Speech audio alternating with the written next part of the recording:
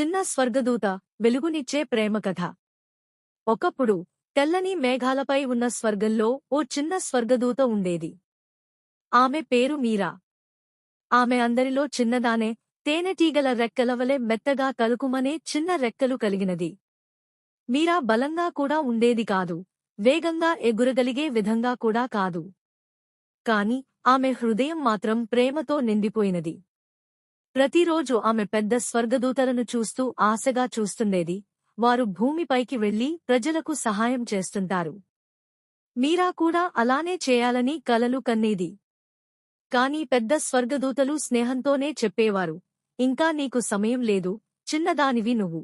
ఒక సాయంత్రం నక్షత్రాలు మెరుస్తున్నప్పుడు భూమి మీద నుండి ఓ మృదువైన అరుపు మీరా చెవిలో పడింది. ఓ చిన్న అబ్బాయి నిద్రలో భయంతో ఏడుస్తూ ప్రార్థన చేస్తున్నాడు. దేవుడా, దయచేసి ఎవరో నా దగ్గర ఉండాలి. నాకు భయంగా ఉంది. ఆ ప్రార్థన మీరా హృదయాన్ని తాకింది. ఆమె ఇక ఏమీ ఆలోచించలేదు. ఆ చిన్న రెక్కలతో ఆమె మేఘాల నుంచి దూకింది. మొదట గాలి ఆమెను తిప్పేసింది. కాని ఆమె విశ్వాసంతో, ధైర్యంతో ముందుకు సాగింది. ఆ చిన్నారి ఇంటి దగ్గరికి చేరి అతని పక్కన కూర్చుని మృదువైన వెలుగు స్రవించింది. తనే కనిపించకపోయినా ఆమె ప్రేమ ఆ చిన్నారి గుండెల్లోకి ప్రవేశించింది.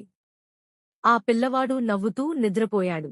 మీరా తిరిగి స్వర్గానికి వచ్చేసరికి తారలు ఆనందంతో మెరిశాయి.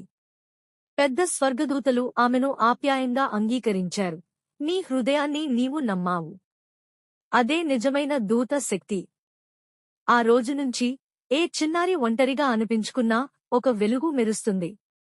అదే మన చిన్న స్వర్గదూత మీరా. ఎందుకంటే కొన్ని చిన్న రెక్కలే గొప్ప వెలుగుని తీసుకురాగలవు.